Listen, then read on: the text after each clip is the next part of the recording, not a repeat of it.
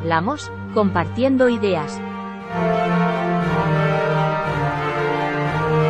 El debate colectivo nos permite entender mejor.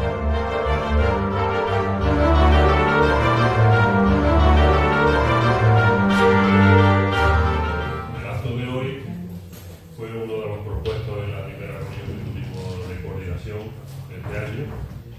Lo propuso Ana Moreno y era con motivo de que Venezuela es un tema que aparece en los medios de comunicación y aparece en la batalla política con mucha frecuencia, ¿no? Y bueno, lo que dijimos era, bueno, pues vamos a ver si damos con alguien que conozca en realidad la situación de Venezuela y nos pueda aportar un poquito de luz, porque la verdad es que los medios de comunicación de aquí son bastante tendenciosos, ¿no? Y van todos en la misma línea de dar palos continuos. Entonces merecía la pena contactar con alguien.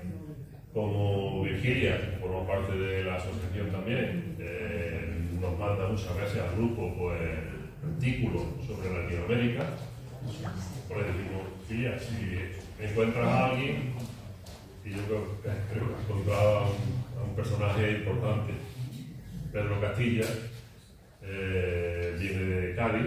Yo no voy a dar más detalles de él, porque Ana es la que lo va a presentar, pero creo que vamos a quedar gratamente sorprendidos por el conocimiento que tiene, no solamente de Venezuela, sino de Latinoamérica en general.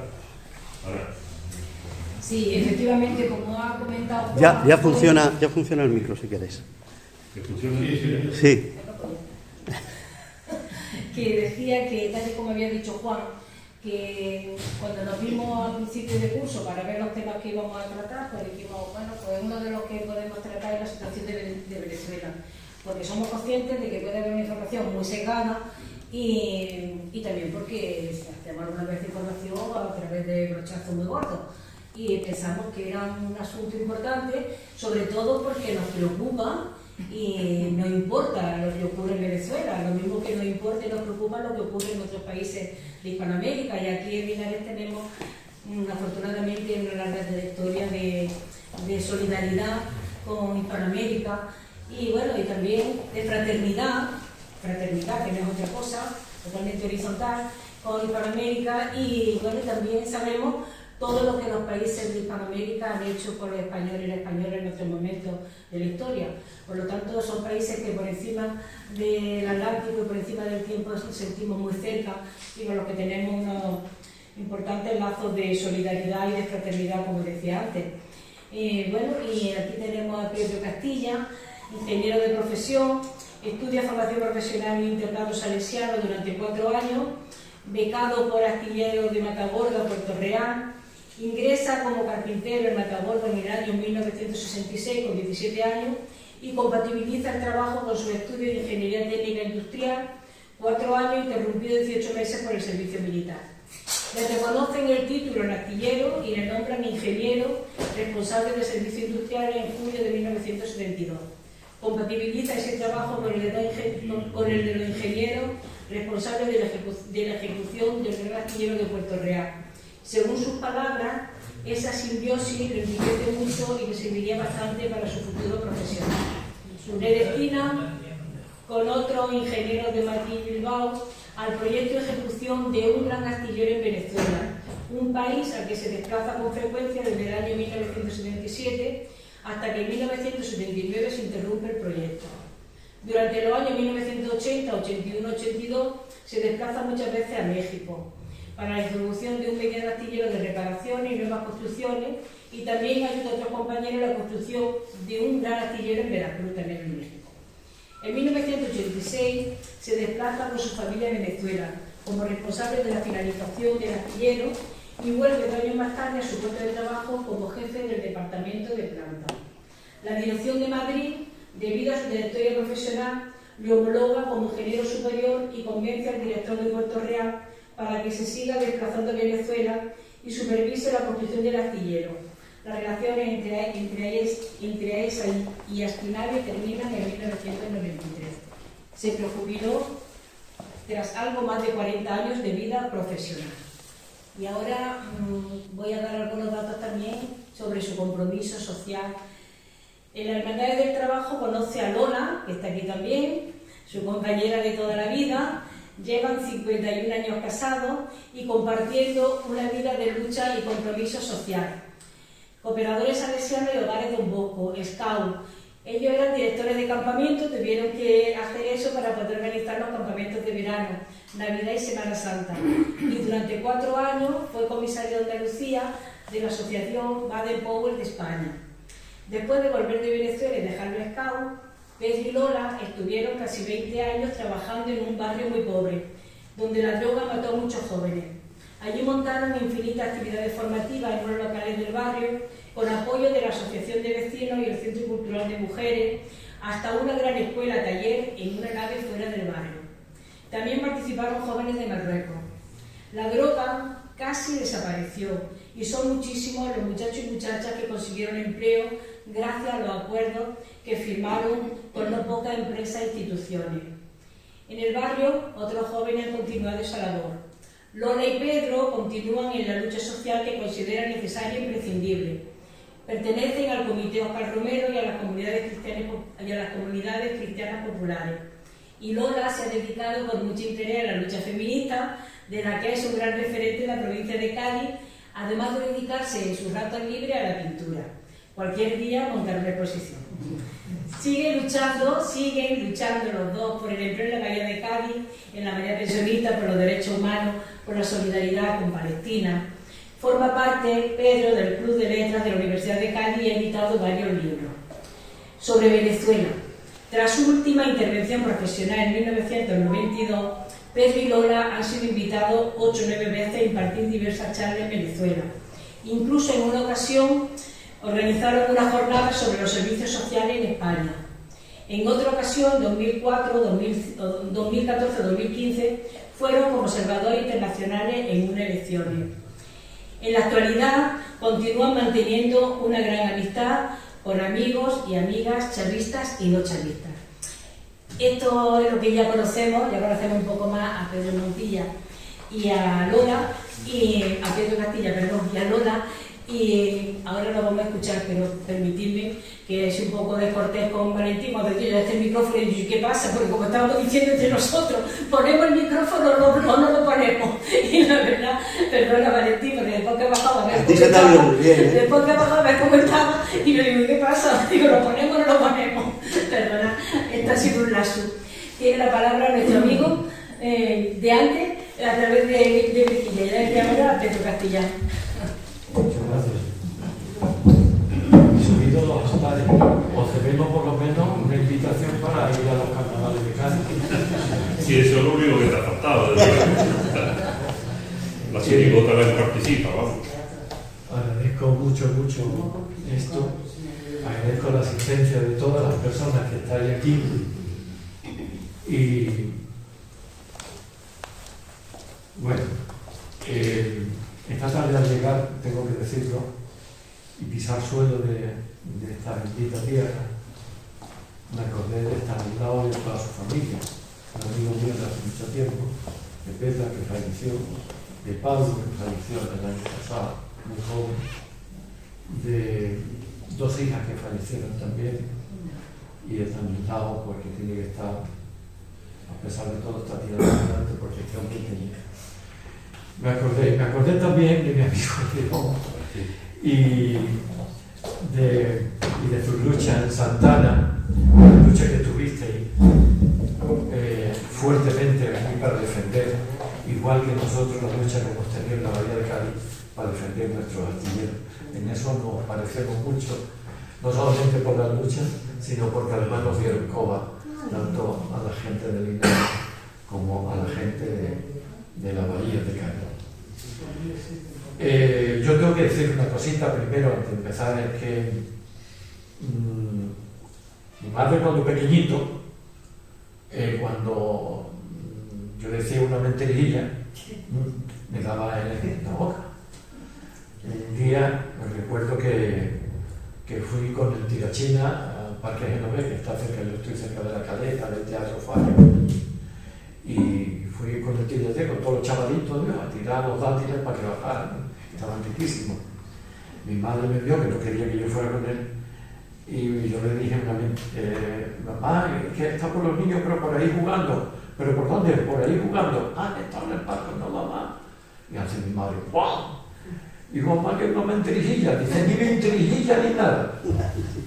Entonces un salesiano, después que tuve, era otro esquizofrénico de la verdad. Y ese potenció para que yo tomara una conciencia. A mí me duelen mucho las mentiras.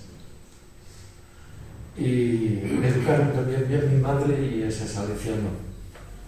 Y hoy, lamentablemente, habéis visto que para buscar la verdad en este mundo hay que profundizar o que nadar en las profundas aguas de la demagogia y la mentira para poder encontrar la verdad, ¿no?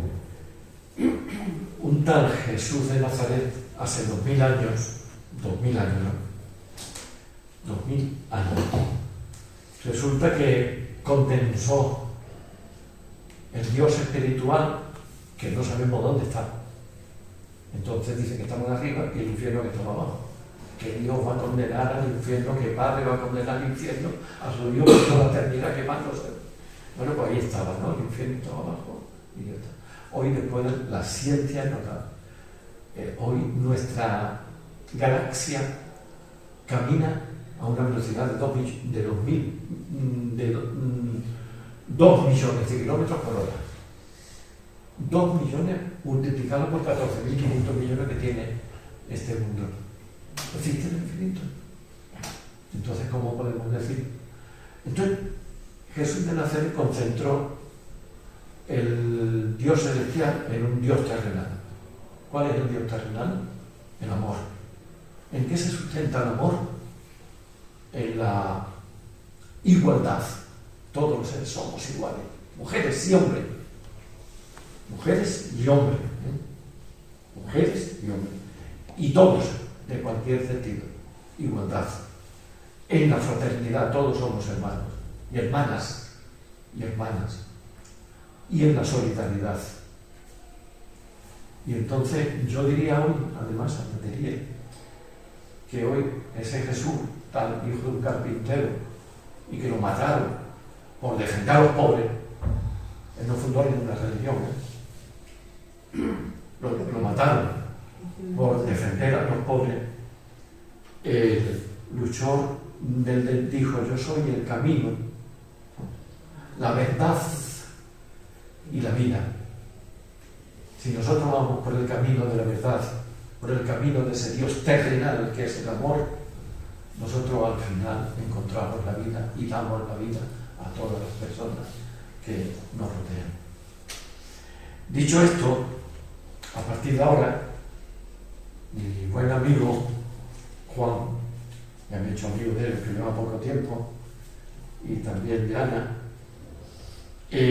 ya dirán por qué, a su santo pareja que debe estar por aquí. Entonces, tengo una hora que voy a correr, ¿no? Para intentar que sea menos, ¿vale? Para ser realmente con Juan. Voy a empezar con una palabra del Papa Francisco que no es nadie, como de sospechoso, ¿no? Yo estoy cambiando con él ahora porque habla de la martirizada, la martirizada Ucrania, pero no habla mucho del genocidio de Palestina, y yo no sé por qué se ha ido por este camino. La diplomacia es mala, por eso los políticos dicen la diplomacia, que le eche la diplomacia al camino, la verdad y la Biblia. Entonces decía, a pesar de esto, este hombre dijo en un momento, estamos viendo una tercera guerra mundial combatida por parte y azuzada por intereses espurios como la codicia. Es una locura alimentada por conceptos como la malicia, la intolerancia y la ambición de poder. Este belicismo globalizado se debe a que en la sombra de la sociedad convergen planificadores del terror, movidos por intereses estratégicos, geopolíticos, codicia de dinero y poder, y una industria armamentística cuyos corazones están corrompidos por especular con las reglas. Un hombre que me ha estado dicho y dijo esta verdad. Yo me apoyo para deciros que como nosotros asistimos como espectadores a una sanguínea e inhumana representación mundial, Ahora mismo se mueren cada día 20.000 personas por hambre. Eso es normal. Cada día, no lo digo yo, lo dice mucha gente, entre ellos Interpol Hoffman, ¿no? El 1% más rico del planeta, lo dijo Interpol en el mes de septiembre, el chaval, muy dolorido. El 1% más rico del planeta conserva el 99,4% de la riqueza mundial. Interpol de septiembre de este año. Las 52 personas más ricas del mundo acumulan la misma riqueza que la mitad más pobre, o sea, 52, la misma riqueza que 4.000 millones de personas. Nos extrañamos que haya hambre, nos extrañamos que mueran por hambre, nos extrañamos que haya pobreza, nos extrañamos que haya emigración. La gente va buscando la vida, que tienen derecho a una vida desde que han nacido. Y eso está pasando en la industria más rica. Hoy día sabéis cuál es, ¿no? La fabricación de armamento. La fabricación de armamento. Y casi todo se concentra en Estados Unidos. También fuera. En España tenemos, que yo sepa y conozca, porque donde yo trabajaba había la Bazán, bueno, pues hay como 11 fábricas de armamento. En Estados Unidos están las grandes fábricas de armamento. Al final, ¿qué? Dinero para matar, pero no dinero para comer. O sea, es un mundo desquiciado. El cambio climático es una terrible realidad que la niegan las extremas derechas y mucha gente, y el propio Trump que hay ahora mismo, loco este. La democracia se está perdiendo a paso agigantado. Lo estamos viendo, creo que no hace falta profundizar en esto, ¿no? Primero, vamos a empezar el Banco Mundial, el FMI, vamos a empezar el FMI, que son 5 países. ¿Quién elige a estos 5 países? Todo lo que decide. El Banco Mundial son 8 países. Y el poder en la sombra, ¿no? Ahí, el poder en la sombra, para que lo sepáis, lo inicia el poder sionista. Entonces, el poder sionista, que son los Rockefeller, los Rothschild y toda esta gente que en los años 70 fundaron la trilateral, el consenso de Washington, y después han dado pasito, Stefan, un poco más, para fundar Davos, Heidelberg, etc. Ahí es donde deciden el futuro del mundo. Ellos lo dialogan, deciden el futuro del mundo, y después hay unos noñatos por ahí que chavales muy inteligentes que cobran mucho dinero, que son los que dicen, pues hay que hacer esto y lo otro. En Silicon Valley, por ejemplo, ha habido, que yo sepa, no, pero ya me han dicho que hay 3. Y en otras partes del mundo, y dicen cuáles son las consignas que hay que hacer para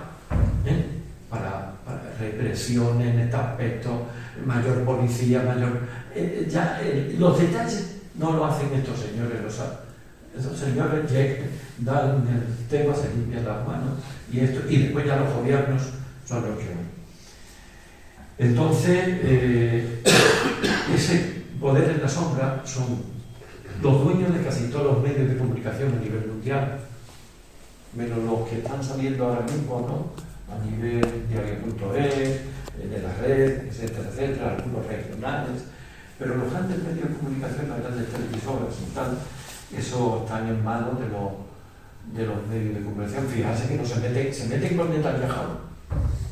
Es terrible lo que está pasando en Palestina. Yo tengo todavía en la cabeza de hace 2 semanas y media una chiquitita de 7 años saliéndole chorreando, que la cogió un fotógrafo, sangre, y iba con su cuadernito y su librito en la mano y corriendo, llorando. Yo no se me olvida esa imagen de hace unas 2 semanas y media. Son genocidios, no me dicen nada. No hay los medios, cosas que ante nuestros ojos lo están haciendo, ¿no? Entonces, cuando digo Netanyahu, digo Milei, el loco de Milei, digo a la Dina Boluarte, que todavía tiene a mi primo hermano Pedro Castillo en Perú, en la cárcel, y así podía seguir diciendo, con eso no se mete. Con eso no se mete. ¿Cuál es nuestra gran preocupación de todas las personas que estamos aquí? Yo creo que la gran preocupación de todas las personas que estamos aquí son nuestros nietos. ¿Qué mundo va a llegar nuestros nietos y nuestros hijos? Bueno, dicho esa entrada, vamos a entrar ahora mismo. Breve historia de Venezuela en los últimos años. Voy a seguir esto porque si no me enrollo más que la parte de un romano y entonces pues leyendo un poquito de aquí y hablándolo pues voy más rapidito. El 23 de enero de 1958 un movimiento cívico-militar derrota a Pérez Jiménez, que era un dictador. Un dictador, ¿por qué lo derrocan? Porque Pérez Jiménez en diciembre del final del 57, cuando vio que ya con 99 y pico % de la papeleta había perdido, había ganado el Partido Comunista de Venezuela, había ganado en primer lugar el Partido Comunista de Venezuela. En segundo lugar, la Unión República Democrática, que era un partido más o menos de izquierdita, ¿no? Era tal. En segundo lugar, con lo cual tenían una mayoría aplastante. En tercer lugar, quedó la socialdemocracia y de Carlos Andrés Pérez, de Juan Pablo Betancourt, de toda esta gente, que ya no son socialdemocracia, es partido, porque lo he vivido allí, ¿no? Más bien derechona. Y en cuarto lugar, los copellanos, que es una democracia cristiana también un poquito más a la derecha todavía que nosotros. Entonces, en ese momento, el Partido Comunista y la Unión Republicana Democrática crean la Junta Patriota, como anunció Lomar, con diferencia. Los dos primeros tenían ya el Congreso, tenían todo y tal. Y entonces, en ese momento, ¿qué pasa? Que se unen ADE y COPEI, los dos de tal.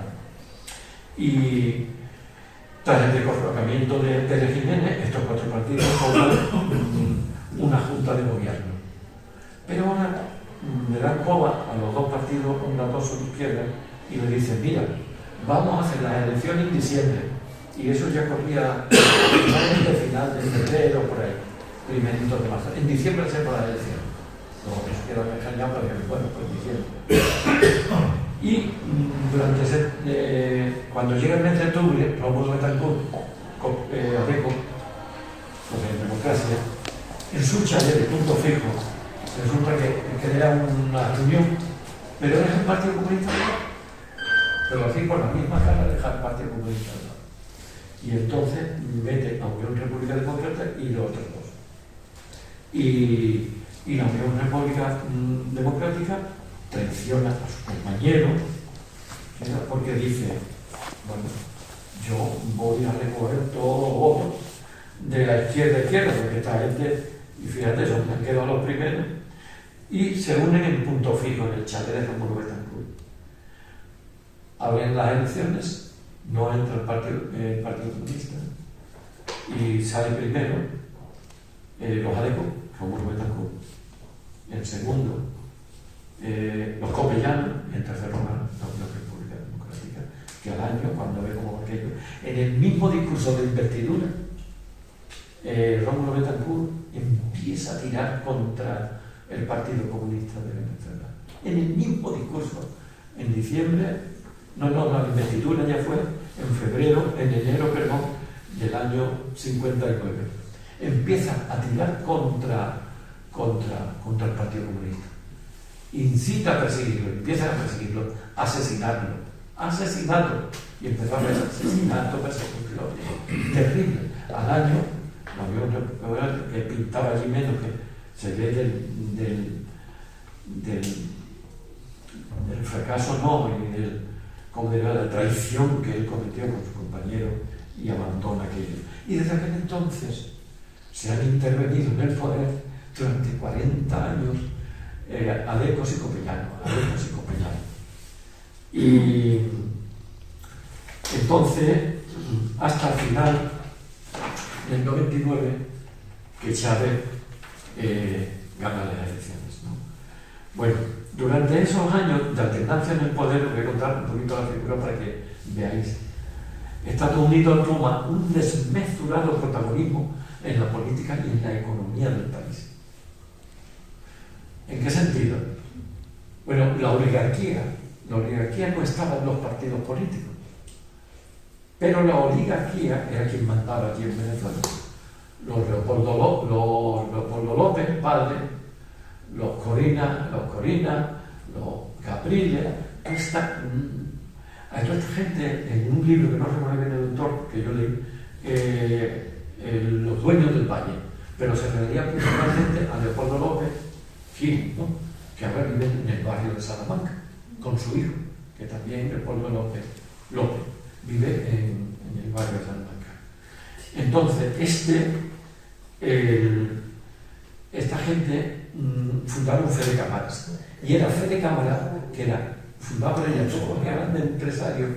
Ellos no se metían políticos porque ellos eran empresarios y eran los que verdaderamente robaban, y ahora miren dónde, y además en las grandes empresas.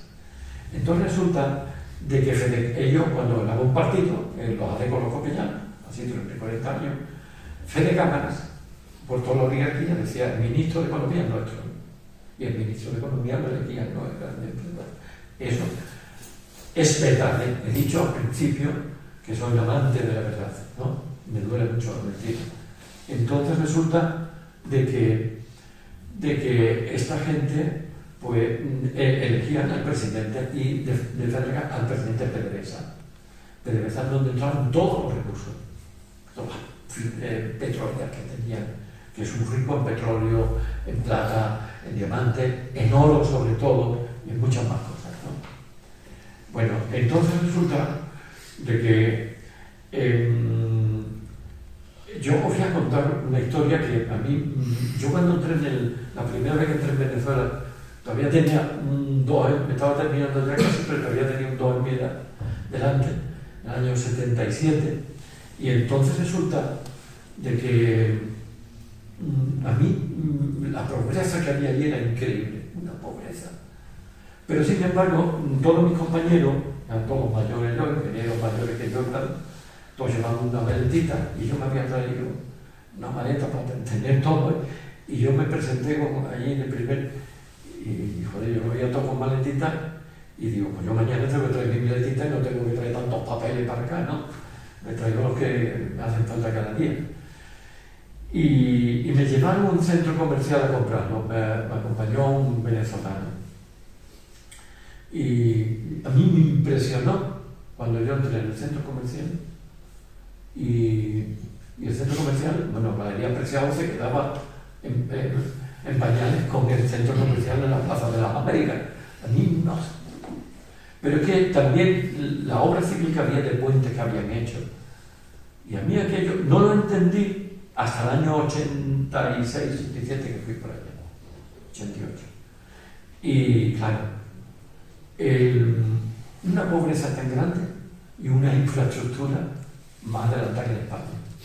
Los grandes empresarios, los dueños del valle, los polos, toda esta gente, pues que con dinero del Fondo Monetario Internacional, ellos chupaban de 2 botes, del Fondo Monetario, los de 3 botes, Fondo Monetario Internacional, que lo dominaban ellos, PDVSA, que ponían la mano, no sé, cada mes o cada trimestre, y después, además de las obras de las grandes empresas, dependían de ellos, también de toda la infraestructura, pero el pueblo que se mueve de hambre. Esto es así, ¿eh? Se van empobreciendo la represión ciudadana, porque como hay más pobreza, la gente protesta, se reprende, ¿no? En 1989, yo tuve una pelea entre el director de la Participada, que era su director, vicepresidente de Astilleros Españoles, y mi director, pues mi jefe, que estaba muy malito ya y quería que yo fuera para allá. Y el director en Madrid, el presidente, quería que yo me quedara, porque mi objetivo primero que me embarcaron en Madrid era cobrar todo el dinero que nos debía de los años 77, 78, 79, que no nos había pagado casi nada. Ese es mi primer objetivo, es esto. Y entonces, yo cuando entré, digo, yo en el 87, 88, yo para recoger todo ese dinero, yo tengo que dar avance al astillero. Y me impliqué. Porque después con el que venía a verme de vez en cuando, cada 4 meses, pues me decía, tú no te perdes, es que tú el dinero, pero es que si no me brinco y no va al astillero, no cobramos dinero, joder, ¿de qué nos debe? Bueno, pues cuando yo vuelvo en ese año 87-88, veo más pobreza todavía que en el 77-78. Más pobreza, mucha más. Y yo busqué como, al final pudo mi director de Madrid, pero me pidió que fuera cada X tiempo allí a dar una vueltita para ver el corral de gallina como estaba, ¿no? Y entonces me lo nombré un amigo mío, que habíamos estado con México en el Atlántico y yo en el Pacífico, y este se fue para allá. Y yo iba a verlo de vez en cuando. Y el día que yo fui a presentarlo allí, en febrero del 89, pues resulta de que se formó una, yo estaba ya en Caracas de vuelta para que le dije a Lola que me acompañara, y le saqué el viaje a él, lógicamente. Y usted me está ahí explotando, pues yo saco una tajada, venga, me acompañe en mi compañía. Y entonces, porque iba a estar una semana fuera y todo el folclore. Y entonces se formó, fue el día del Caracas, 27 de febrero de 1989.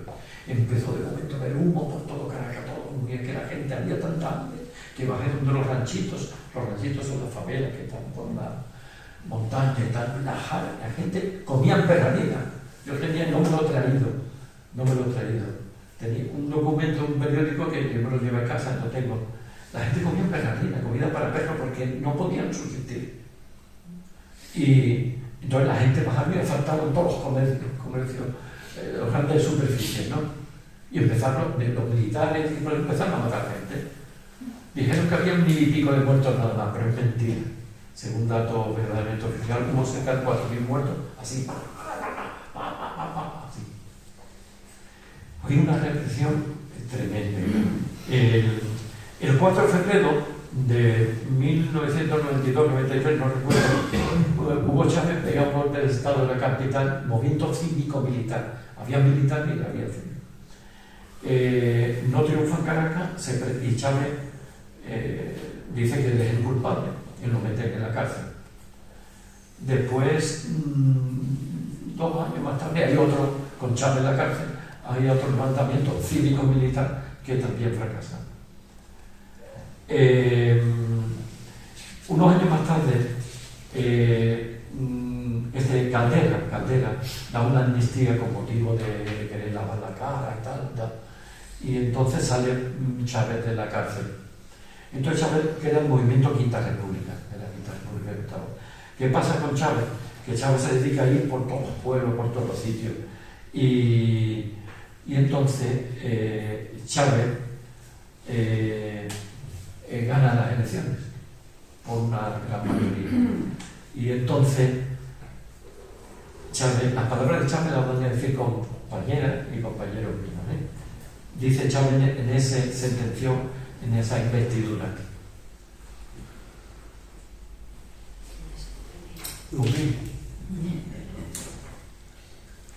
Decía Eduardo Galeano. No. Es que lo tenías que leer tú porque yo no no sé. Bueno, pues lo voy a leer yo. Juro delante de Dios, juro delante de la patria, juro delante de mi pueblo sobre esta moribunda Constitución que impulsaré las transformaciones democráticas necesarias para que la República Nueva tenga una carta magna adecuada a los nuevos tiempos. Lo juro. Inmediatamente que hizo este juramento se encendieron las antenas de todo Occidente. Imagínate, ya se encendieron. Entonces, decía, ya, decía Eduardo Galeano en una multitudinaria conferencia: el caso más escandaloso de manipulación mediática mundial es, hoy por hoy, el caso de Venezuela. En el gran teatro del bien y del mal hay una distribución entre ángeles y demonios. Y Hugo Chávez es uno de los principales demonios. Es un dictador desde el punto de vista de los fabricantes de la opinión pública mundial. Fíjate lo que dijo Eduardo Galeano, lo que dijo en aquel entonces, inmediatamente que él, porque él nada más entrar, ya lo diré después, lo primero que le dijo a Fede Cámara, que el ministro de Economía lo leía él, y ya se echó en contra a todo esto. Pero bueno, esto lo decía Eduardo Galeano. Mira, hay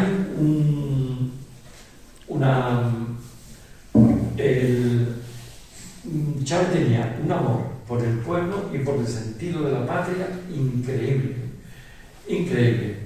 Él unía la patria al pueblo. Son dos cosas totalmente indisolubles, patria y pueblo.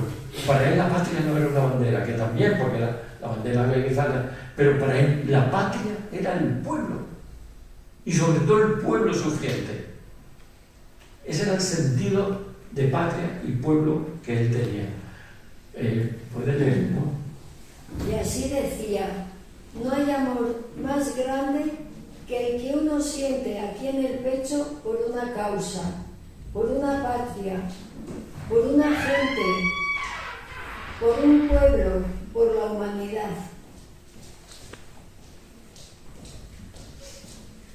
Efectivamente, ese era voy a ir muy corrientito aquí porque veo que voy un poquito atrasado. Entonces, hay otra cosita que era fe y praxis cristiana.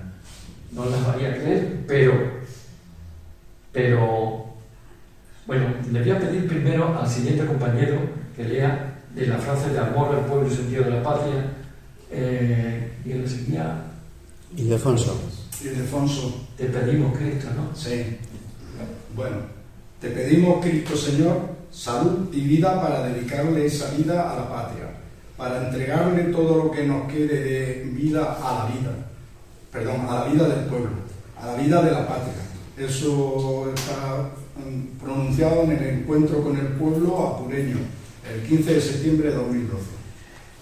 Fijarse bien que él, pero lo insistía una vez y otra vez: pueblo, patria. La patria para él era el pueblo, no una bandera, como nos quieren vender. Es el pueblo, y sobre todo el pueblo sufriente. Entonces, hay otra cosa que es una cosa que a mí me impresionó mucho de Chávez siempre, que es la fe y praxis cristiana. Bueno, yo tengo que decir una cosa, vamos a ver. Me voy a desnudar un poquito. A mí, como que ser católico para mí, yo recuerdo un cura salesiano que yo hacía muchas cosas, me decía: pero Pedro, si todo esto es muy fácil, si ser católico es muy fácil, tú nada más que tienes que ir a misa los domingos, confesarte de vez en cuando, hacer una velita de caridad y ya está, ya está. Y entonces yo, para mí ser católico es muy fácil, me voy a misa los domingos, olor al incienso, y salgo de misa, digo que bien, salgo flotando. Cometo putadilla, me confieso con un cura, vuelvo a cometer putadilla, me vuelvo a confesar con el cura, y dice: adiós, ¿no? Y una obrita de caridad. ¿Quién de aquí no hay seguro una persona que no habla, que no comparta algo de su vida con gente que están sufriendo en nuestro entorno? Yo estoy convencido que no hay ninguna persona perfecta. Todos nos comprometemos con el sufrimiento, con un vecino, con un amigo, en fin, con todo lo que pasa, ¿no? Entonces,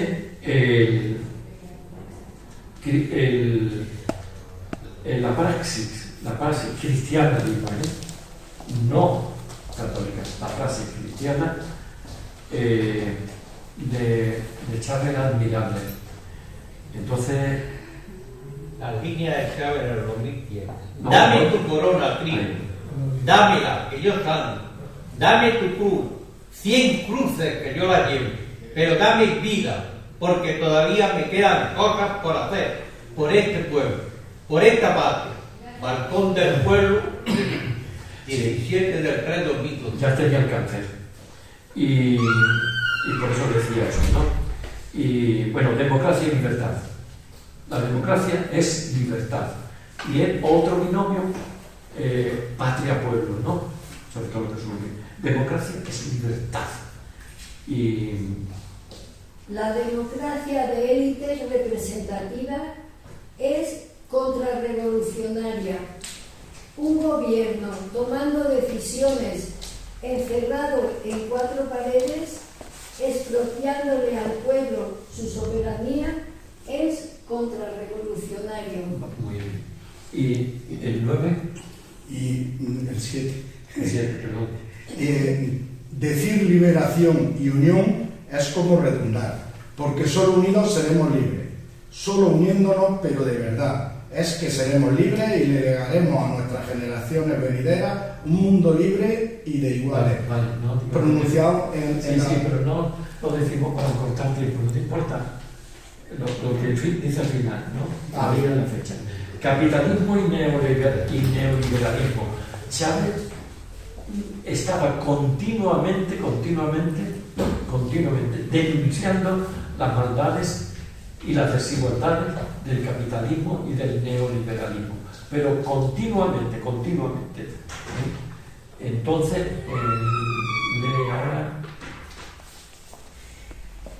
Este sistema de la desigualdad es el capitalismo. Si tienes dinero, tu hijo tiene derecho a comer, a la salud y a la escuela, a la universidad. Si no lo tienes, quedará excluido de la vida. Por eso el capitalismo es el camino a la destrucción de la persona, de la sociedad y de los valores. Fíjate que él decía y repetía una vez y otra vez en su discurso: el capitalismo es el camino al infierno, decía él.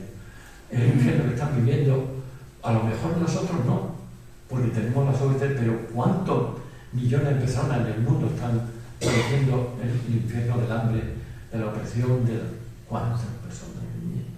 Entonces, él denunciaba continuamente. Persona nueva y feminismo. Una cosa que no os podréis creer. Yo no he visto una persona que luche más a nivel de presidente de gobierno por el feminismo que Hugo Chávez. Continuamente. Y por la persona, hablaba la persona nueva. Persona y feminismo. Yo recuerdo que 4 de los grandes poderes, de los 5 poderes independientes que existen en Venezuela, que es el ejecutivo, el legislativo, el judicial, el popular, ¿no? Ministerio del Pueblo, porque existe un Ministerio del Pueblo, y el electoral, 4 eran mujeres, cosa que no pasa en España ni en ningún sitio. 4 eran mujeres. Y hoy hay 3. Hoy hay 3 de 5. O sea, entonces vamos a leer aquí el compañero lector, que ahora la compañera. Sí. No habrá revolución sin mujeres. No habrá proceso social alguno sin el protagonismo de las mujeres. Por eso, una de las grandes batallas sociales, morales e ideológicas de nuestra revolución es lograr que las mujeres ocupen el lugar que les corresponde, a la par del hombre en igualdad. Él decía infinitamente: la revolución tiene rostro de mujer. Eso lo repetía miles de veces en todo el discurso. La revolución tiene rostro de mujer. Entonces, ante las Naciones Unidas, él hablaba de las Naciones Unidas tal como hablaba con su pueblo. Era muy llano y decía la verdad de los barqueros. Decía la verdad, pero se lo contó al tontado de Juan Carlos, y dijo: tú te callas. Y el que se tenía que haber callado era él, porque la coherencia de Hugo Chávez no la tenía este hombre. Fíjate, este hombre. Bueno, ante las Naciones Unidas, ¿no? Recordamos una frase muy célebre que dijo, empezó a leer, dice: aquí estuvo ayer el diablo, y se precipitó, ¿no? Y huele a azufre todavía, y era que había estado el Bush padre. ¿Recordáis a quién le sabe de eso? Nada. Bueno, pues ahora va el turno. Seamos como Cristo, como Bolívar, como el Che, como Manuela Sáenz. Seamos verdaderos humanos. Potenciemos los valores humanos, el amor humano, he ahí lo social. Este discurso fue de las Naciones Unidas, o sea que a las Naciones Unidas hablaba tal como hablaba su pueblo, ¿no? Un hombre muy franco en ese sentido, con perdón. Entonces, valores del socialismo. Chávez se presenta con el movimiento Quinta República, pero sin embargo cuando ya gana las elecciones, él reinventa socialismo del siglo XXI. Y entonces a ese socialismo del siglo XXI le funde dos cositas, que era el feminismo y los valores humanos del cristianismo. Cristianismo, no confundimos con religión católica, no, ¿vale? Entonces, ¿quién lee el 13? No, el La 11. mayor suma de seguridad social y la mayor suma de felicidad posible para el pueblo, eso es el socialismo. Pero el capitalismo es perverso, es salvaje. Y después el 14. No se puede construir los valores del socialismo si los antivalores del machismo no son pulverizados por todos y todas. Y el siguiente. Los valores del socialismo son para mí, tal cual, los principios del verdadero cristianismo: la igualdad, el amor por los demás, el sacrificio de uno, incluso por los demás. Habéis visto, ¿no?, los valores que tenía este hombre.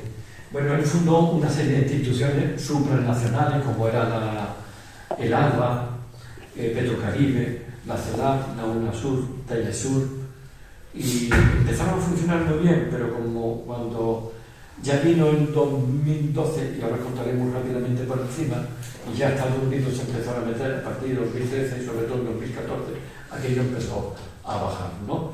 Y el empoderamiento popular. El empoderamiento popular era otra de las, ¿cómo diría yo?, de los sueños y de las luchas incansables. Él decía que el empoderamiento popular, empoderar al pueblo, es la democracia verdadera que debe existir en cualquier capital, empoderando al pueblo. Vamos a leer el 16 nada más. En democracia deben ser los pueblos los que orientan el rumbo y no los que por circunstancias están ejerciendo funciones de gobierno.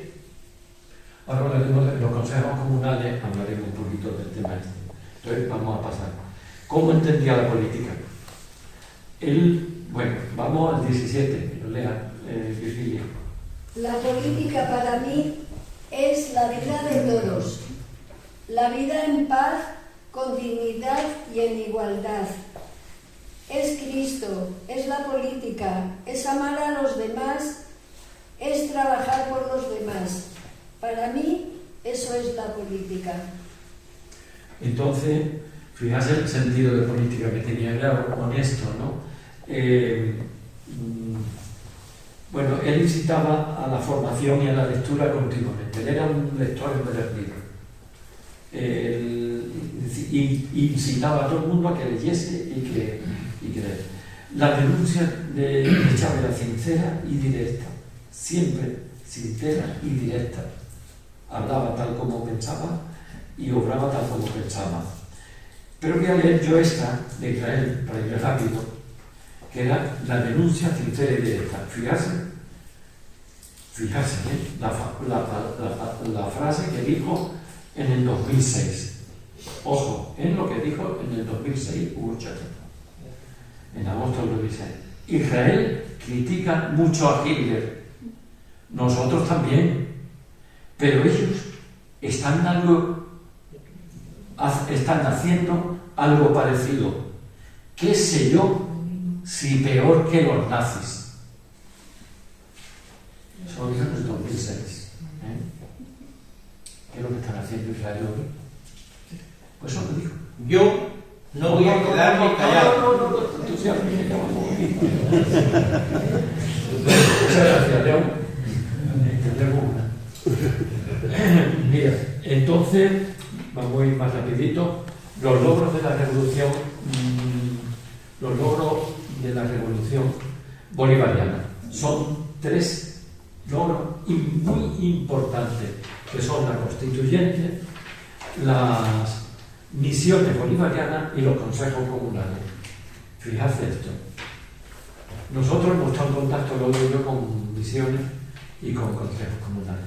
La Constituyente, este librito que yo tengo ahí, pero que no me quiero levantar, que es chiquitito, después lo voy a enseñar.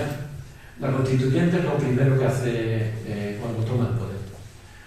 Llama a Roberto Viciano, que es un doctor en Derecho Constitucional de Valencia, porque él quería hacer una constitución del pueblo y para el pueblo, ¿no?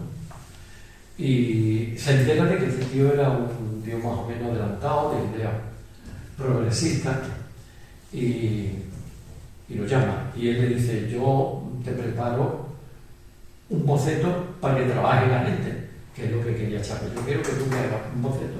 Yo quiero esto y esta constitución, con poder popular, con no sé qué, y que la gente no trabaje. Dice: bueno, yo hago un boceto, pero yo lo tengo que hacer con un equipo de gente. A los Roberto no es tonto y dice: y yo cobro.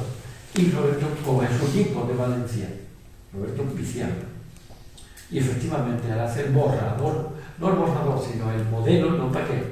Y lo primero que hace es que lo lanza y se trabaja por todas las ciudades y por todos los pueblos. Y todo el mundo se empieza a reunir, y después, claro, con todo lo que cada uno había escrito, pues el Roberto Viciano hace una síntesis y una simbiosis, ¿no?, de todo, porque cada uno se expresa como quiere.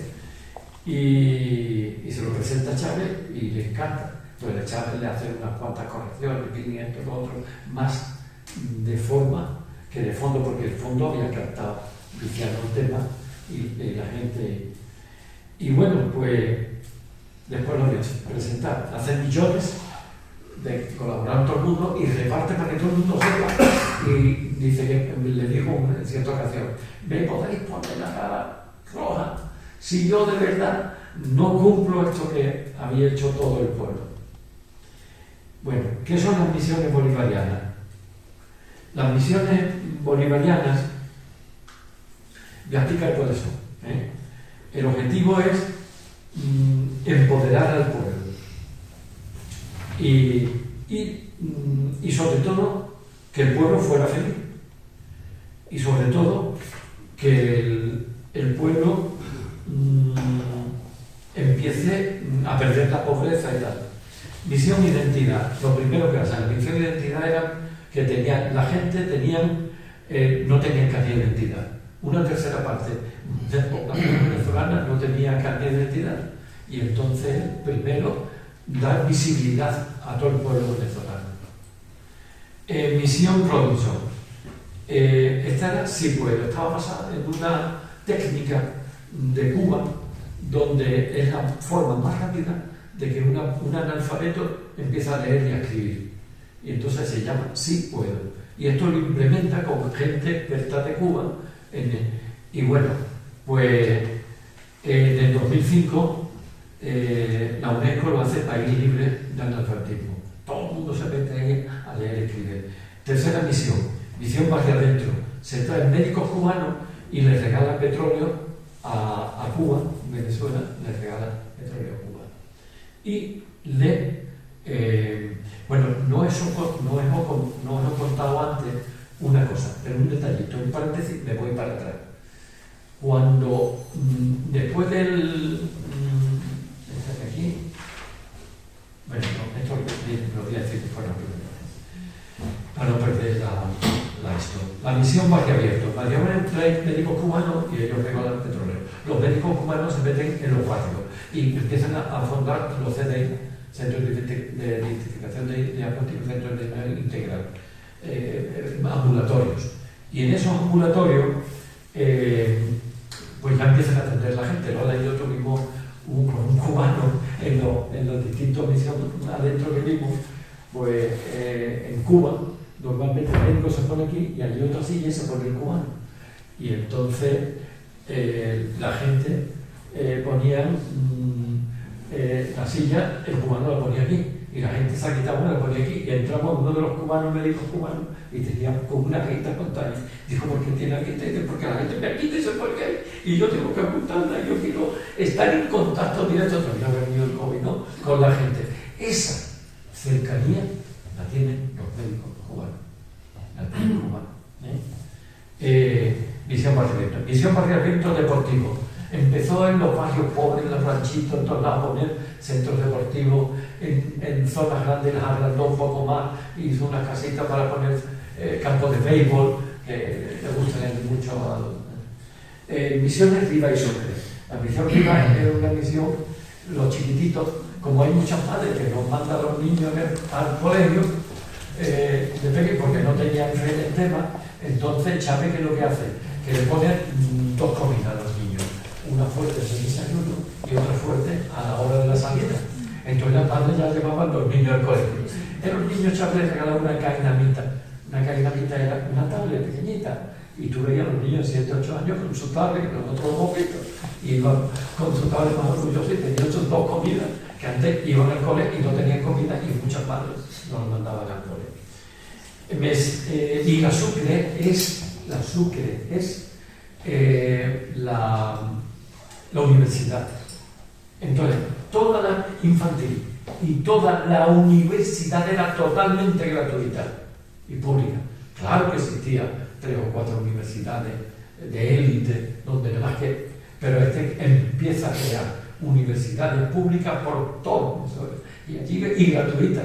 Y empezaron a sacar tanto, y ahora lo diré, que en una época Venezuela era el 5º país con más egresados en tanto por ciento de población del mundo entero.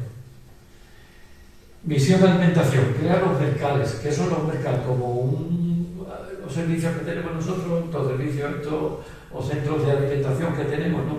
Pues España, pero más pequeñitos. Y entonces toda la comida financia los productos básicos, ¿no? El papel higiénico, el pan, la leche, todos los productos básicos, los subvenciones para que todo el mundo pueda ir a comprar. Misión Sonrisa. A mí la primera vez que fui yo vi que había gente, y digo, coño, las mujeres cerraban mucho la boca, ¿no? La oficina, y cuando había un poco la boca, pues tenían la boca cerrada. Y en los años 60, fatal. Y entonces la misión Sonrisa que gratuitamente te ponían la boca nueva, te ponían la guitarra una muela, todo eso era gratuito. Misión Milagro era la vista, también vista, las cataratas, las no sé qué, así, nadie podía pagar eso. El Chávez lo puso totalmente gratuito. Gran Misión Vivienda Venezuela, empezaron por 1 millón, van 5 millones, a pesar de lo que voy a contar ahora. Ellos la entregan gratuitamente, van por 5 millones, desde el año 2006, que empiezan. 5 millones de viviendas gratuitas. Acaban de fundar en el mes de mayo, creo. Estuve interrumpido un tiempo, no lo veréis por qué. Y la regalan con la línea blanca. La línea blanca fueron los chinos por allí a enseñarles cómo, y crearon unas cuantas fábricas de línea blanca, cómo hacer toda la línea blanca de la cocina, con todos los elementos de la cocina. Y ya son los propios venezolanos los que hacen la línea blanca. Y entonces eso la entregan, la vivienda con la... Gran Misión, Saber y Trabajo. Esto era como una formación profesional aquí porque había mucha gente que no quería ir a la universidad, pero no estaban preparados para el mundo del trabajo que estaba empezando ya en todos los sectores, el sector agrario, en el sector industrial. Y entonces como una formación profesional. Gran Misión, Amor Mayor. Había un montón de viejitos, yo ya no puedo ser viejito con 70, de 65 años para arriba, ¿no? Porque no habían cotizado nunca y no tenían dinero. Y no tenían pensión. Y era a todo el que tenía 65 años para arriba y no había cotizado en su vida, lo equipararon al salario mínimo interprofesional. A todos. A todos. Misión Música. Bueno, hubo un espantajo allí, nosotros veíamos los chiquillos con los violines, con no sé qué, donde regalaban en los colegios para que por las tardes fueran los colegios y posibilitó la música. Y Misión Huaycapuro, hay más misiones, muchas más misiones.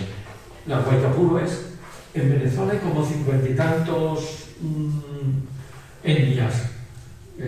Nosotros conocemos mucho lo de ellos, los pemones, porque estuvimos en Canaima, eso es precioso. Y lo llevan los pemones. Pero bueno, hay otras. Hay otras. No quiero inventar ahora, Gran Santo. Entonces, los indígenas viven, lo tratan muy bien. Por ejemplo, los de Canaima ya son los indígenas los que se han hecho del Parque Nacional de Canaima los dueños, y los que llevan las canoas, y los que cobran, y los que cobran el dinero, y no sé qué, tal. Las misiones han ido todas para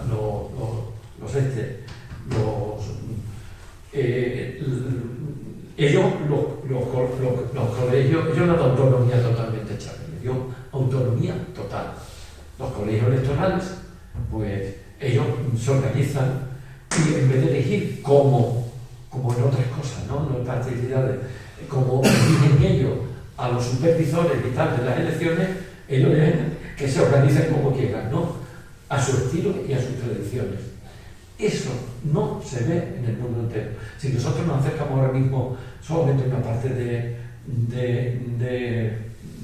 Argentina, una parte de Chile y una parte de Perú, veremos que los quechua, los aymaras, los juijuy, los mapuches, se lo están cargando. Personas que viven desde la noche de los tiempos en esos terrenos y que quieren a la madre naturaleza como a su verdadera madre, con sus árboles viviendo, y lo quitan del medio para meter a las empresas extractivas que tanto daño están haciendo. Las empresas extractivas entran y el gobierno hace la vista gorda. Han comprado los terrenos y empiezan ya a machacar. Muchos de los indígenas de las grandes urbes, de las grandes ciudades estas, argentinas, viven en los ranchitos. Imagínate personas viviendo en sus ríos, cuidando la madre naturaleza entre árboles, y ahora te ven una favela pegada a otra, no encuentra puesto de trabajo, pasando hambre. Eso lo están haciendo. Y mucho más. Y siempre empresas coligadas con multinacionales, por supuesto con el poder estadounidense, desde hace 2 años para acá. Y no os miento, 2 años para acá, de 2 años para acá, 4 empresas tabaqueras de Estados Unidos, 4 grandes empresas, están comprando Río Grande extensiones de terreno donde hay río, porque en un futuro faltan normas.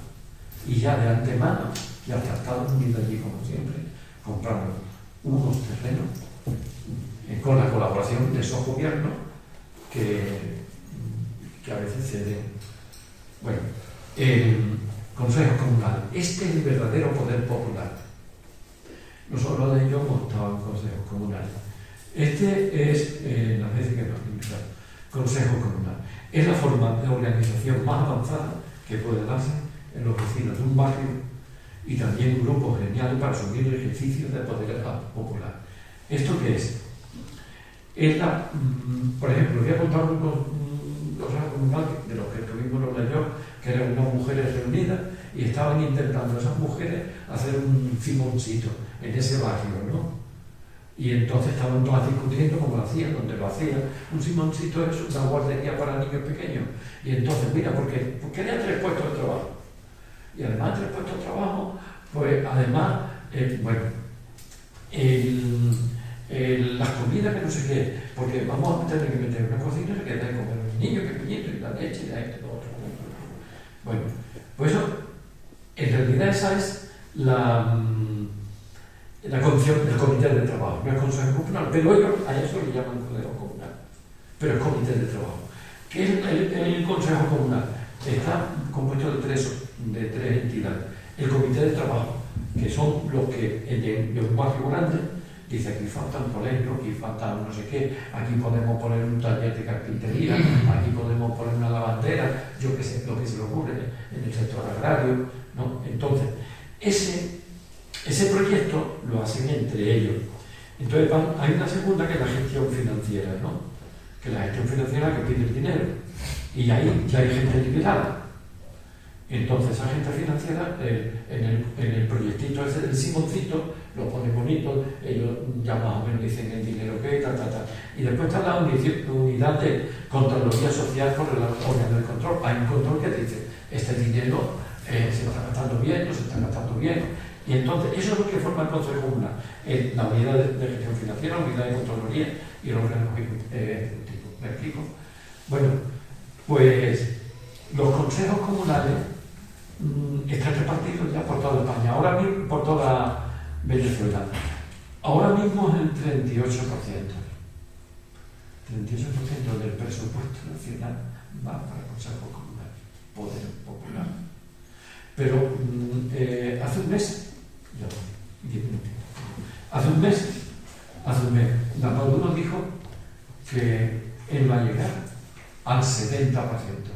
El 70% va a ser ahora al final por el Poder Popular. Esa es la democracia. Eso para nosotros no entra en nuestra cabeza. Claro, todo esto es objeto de estudio en las universidades. Cómo funcionan los consejos comunales, porque hay gente, chavales, que ya le interesa meterse en la Contraloría, en la gestión financiera, en otras cosas. Bueno, pues todo eso son los consejos comunales. Y yo podría decir que si las misiones es la joya social del chavismo de Venezuela, los consejos comunales es la joya democrática de Venezuela. Mira, reconocimiento internacional, no lo voy a decir aquí, descenso de la pobreza del 70 al 24, erradicación del hambre por la FAO, descenso mutual, voy a decir una nada más, aquí al final. Derechos humanos 2014, esto es cierto, Cierto. Derechos humanos 2014, Venezuela aprueba los derechos humanos por la ONU, con leves referencias, según informe anual de la ONU. Lo tengo yo recogido. España en ese año suspende con serias advertencias en derechos civiles, sociales, laborales y de migración. Esto es cierto, es verdad. En ese año 2014, he copiado. Bueno, muy rápidamente, porque no la me ha dejado nada más que 10 minutitos y ya me he subido. Entonces resulta de que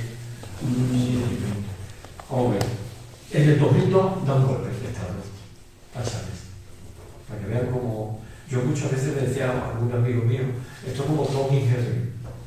El Tom es el gato que está dando siempre golpes de Estado y el ratoncito es el Chávez, que siempre sale ganando al gato, ¿no? Bueno, pues entonces, como la historia de Tom y Jerry. En el 2002 le dan un golpe de Estado. Lo sacan fuera, lo llevan de la isla de China, se meten en la oligarquía con la colaboración de los militares de alta graduación, se meten en el Palacio Presidencial, a Chávez lo sacan de su casa y se lo llevan a los chinos, dictan una orden de ejecución y abandono del poder. Dice, justificación, ni siquiera judicial fue, abandono del poder, lo firman estos militares, lo firman el poder oligárquico y se lo llevan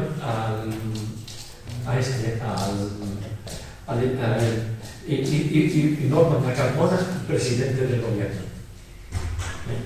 Bueno, entonces en ese momento todo anteriormente bien, para que veáis, después lo voy a contar. Pues de Llaguno contratan la derecha, empieza a hacer movilizaciones 3 o 4 días antes, ¿no? Para crear un caldo de enfrentamiento.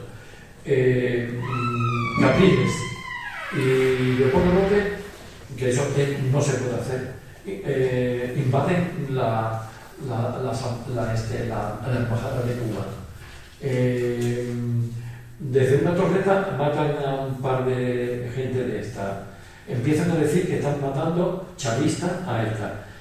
En Puente Llaguno vi una gran manifestación de la oposición y salen una serie de tiros, bum, bum, bum, y se cargan unos cuantos, a 8 o 9. Se cargan a 8 o 9. Inmediatamente la CIA, sin comprobarlo, sin nada, dice que ha sido Chávez. Inmediatamente, al que hizo la fotografía era un español y le dan un premio.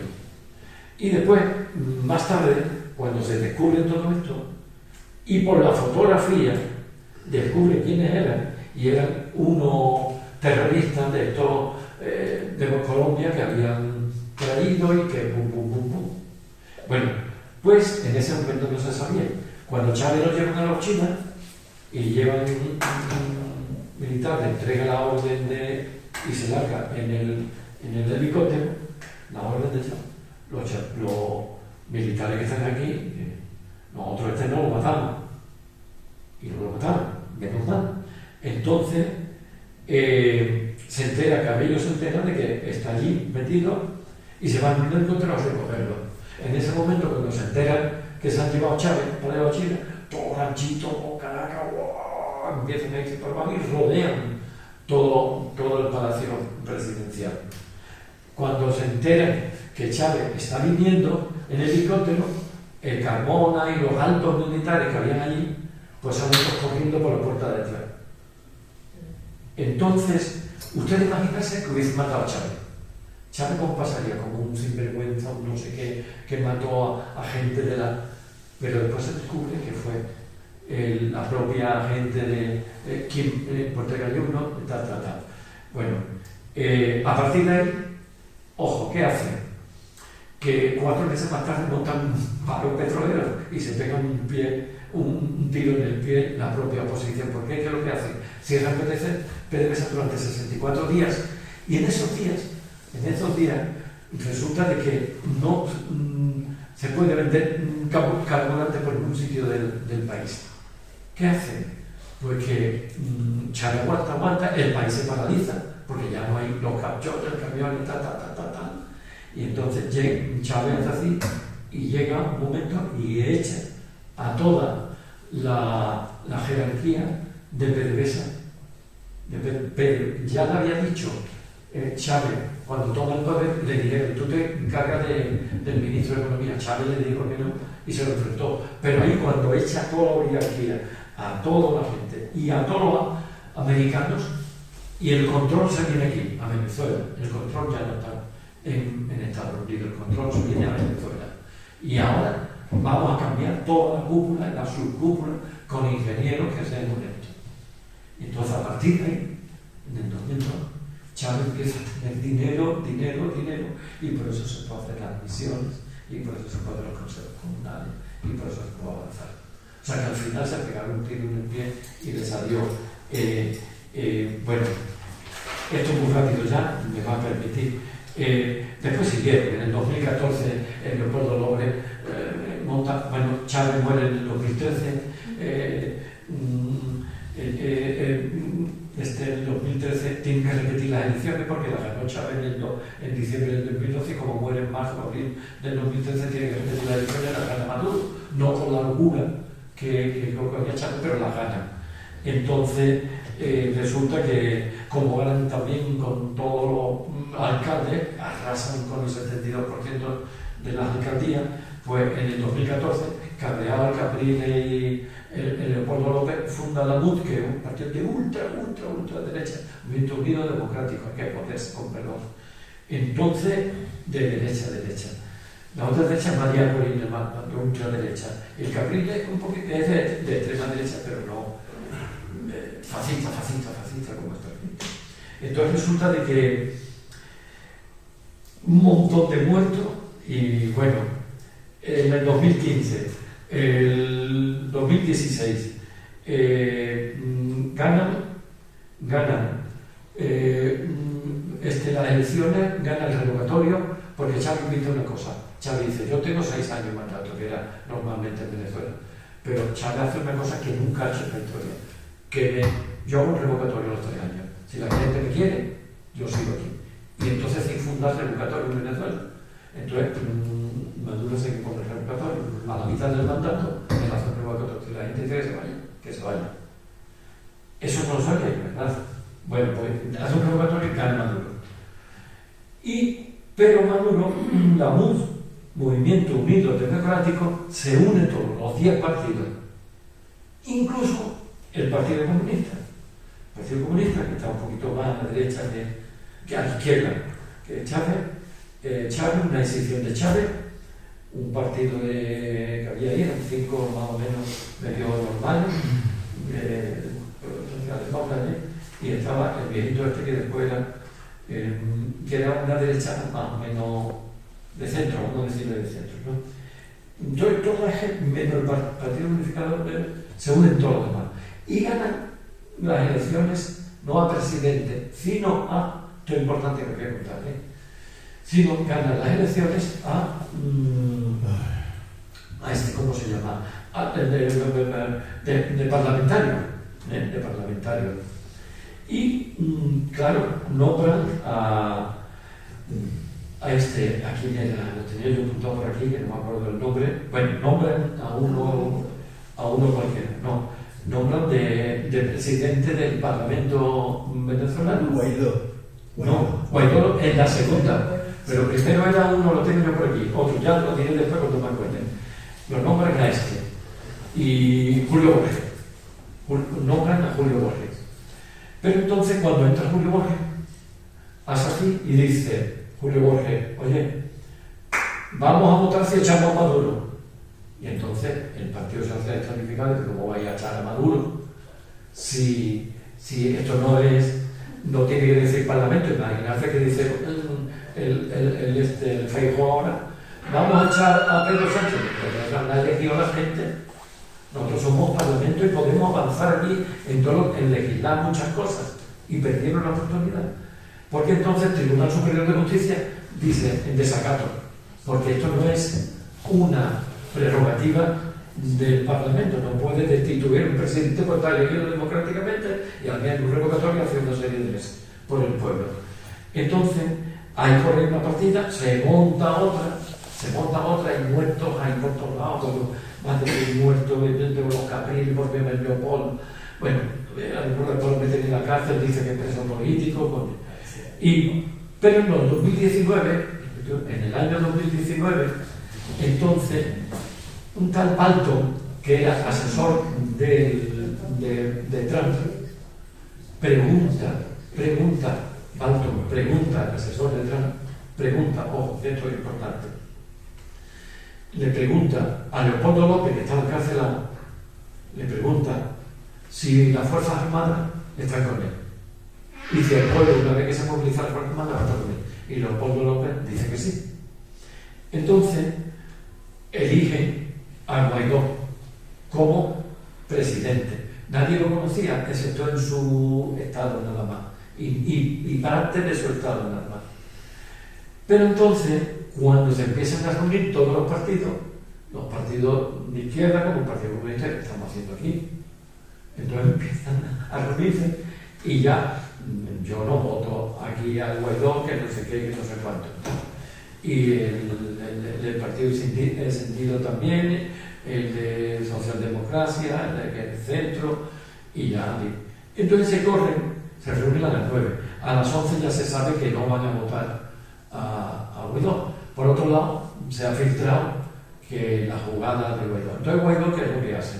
Como ya no lo van a entrar a él forma un teatro a cerca de la 1 de la tarde, que entra en el Parlamento a las 12, cerca de las 12. Entra en el Parlamento, donde ya habían elegido, habían elegido otra serie de cosas, pero que no era lo que quería Guaidó que iba a proponer, porque ya sabía que perdían la elección, ¿no? Y entonces Guaidó, ¿qué hace? Hace un teatro, se mete con uno, la policía que está dice, tú no puedes entrar, porque tú puedes entrar, pero este señor me prohibió que no entrara una persona que no fuera parlamentario. Y entonces Guaidó fue cuando salta por la Alambrada y se va a un cabildo abierto que se llama, que es una plazoleta que había cerca, y se autoproclama presidente de la República, sin enseñar hasta ni nada, presidente de la República. Se autoproclama. Y en menos de una hora le falta a Trump para decir, reconozco. Inmediatamente ya empiezan los países satélites, empieza a decir que sí, que reconoce, que reconoce. Y se elige tal. Entonces, Maduro opta por decir, déjalo que se va a morir, que se va a quemar, ¿no? Pero entonces el programa el 23 de febrero una entrada de alimentos para Venezuela, entre la frontera entre Colombia y Venezuela, y dos fronteras de Brasil, de Argentina, de Brasil a Venezuela. Entonces, cuando la de Colombia no es capaz de entrar porque hay un montón de gente. La de Colombia, donde están los indios pemones, intentan entrar y matan porque no traía alimentos los 3 camiones, lo que traía son armas para repartir, ¿no? Y entonces matan una serie de pemones, pero los pemones desde aquí esta gente no entran. Y no entraron. Y nosotros, igual que cuando Colón, tampoco pudieron entrar, ¿no? Había un montón de otra parte, más cercana ya a la parte de Argentina. Entonces, de Chile.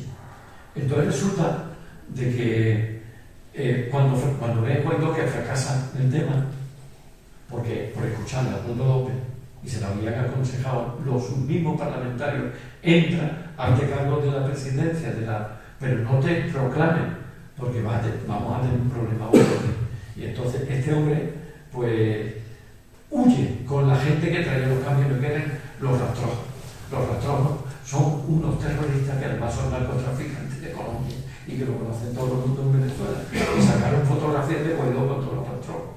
Entonces ahí Chávez tuvo éxito porque empezó a caer la figura.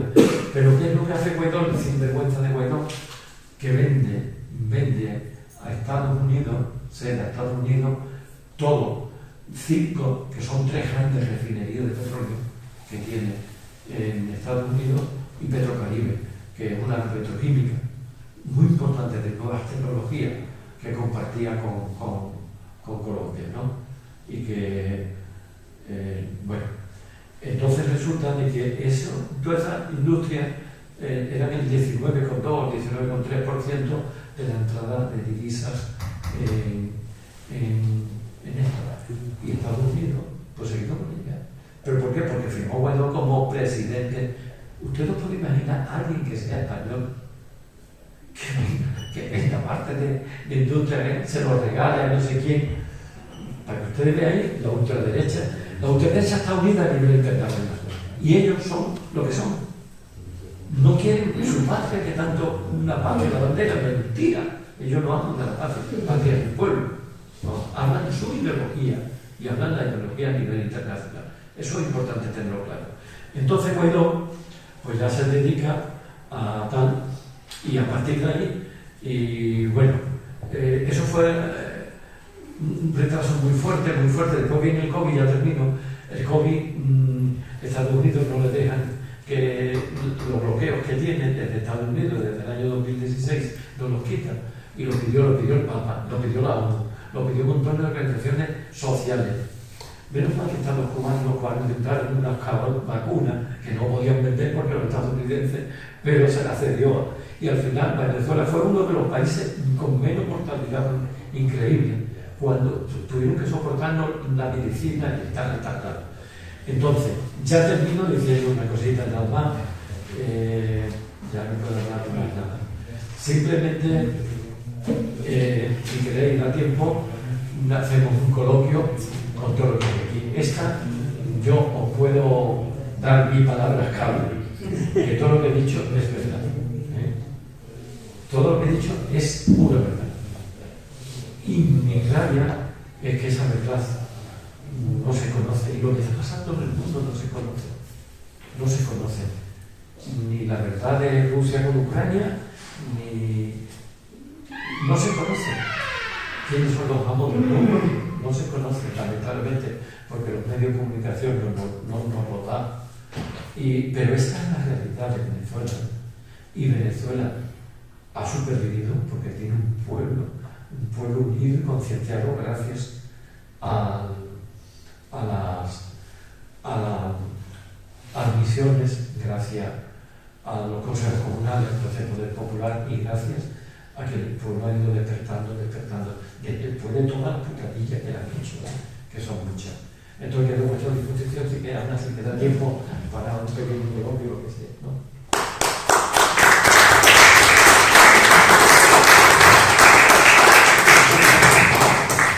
Sí, gracias. Muchas gracias, Cristo. Y bueno, tengo que meter un poquillo de prisa porque, claro, es que es muy interesante todo lo que está diciendo, nos está descubriendo muchas cosas que seguro que no sabíamos, pero es que también queremos hablar algo. Entonces, pues yo voy a tomar la palabra y ahora también tengo que pedir a los que van a intervenir porque también esa intervención es breve. A ver, pero vamos a empezar ya, que nos vamos. ya. Bueno, a ver si al final no va a decir nadie nada. Venga, Martín. Bueno, aparentemente, o sea, yo sé que nos tienen engañados, ¿no? Pero también hay síntomas a veces que dices algo no funciona bien en Venezuela en este momento.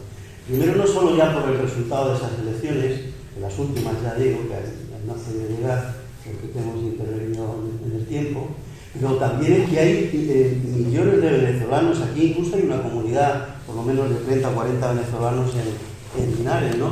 Son gente que ha huido de allí. Entonces, es verdad que, por ejemplo, los que yo conozco, pues eran unos pequeños empresarios que tenían una ferretería no sé qué, y que hartos de que les asaltaran y no sé qué y no sé cuánto, al final se han venido a España, ¿no? Y están aquí mal viviendo, porque tampoco se han podido traer las cosas que tenían allí, están mal viviendo, pero son gente que de alguna forma, quizás tú no lo expliques, pues son síntomas de que allí fallan cosas. Además yo diría que Chávez es una cosa y Maduro es otra. O sea, quizás es verdad que nosotros no entendemos esos discursos que hace, por ejemplo, con los evangelistas y todas esas cosas, y tampoco algunos contratos que ha cedido a la empresa Chevron esta norteamericana en el tema de petróleo, es decir, que está haciendo concesiones a Estados Unidos, seguramente por la necesidad de decir, oye, a ver si por lo menos me toleran, ¿no? Pero sí que hay síntomas que es una pena que no tenemos tiempo, que sí sería bueno quizá analizarlo. Y yo sí que hubo muchos avances. Yo tuve la suerte en uno de los actos que organizamos en una asociación que ya está en Madrid ahora.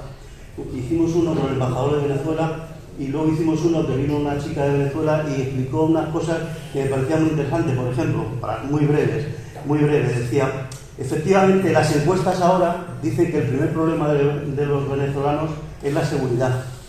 Dice, pero es que antes de Chávez, cuando usted hacía una encuesta, el primer problema era comer. Entonces, cuando ya la gente tiene el estómago lleno, pues su problema ya es la seguridad.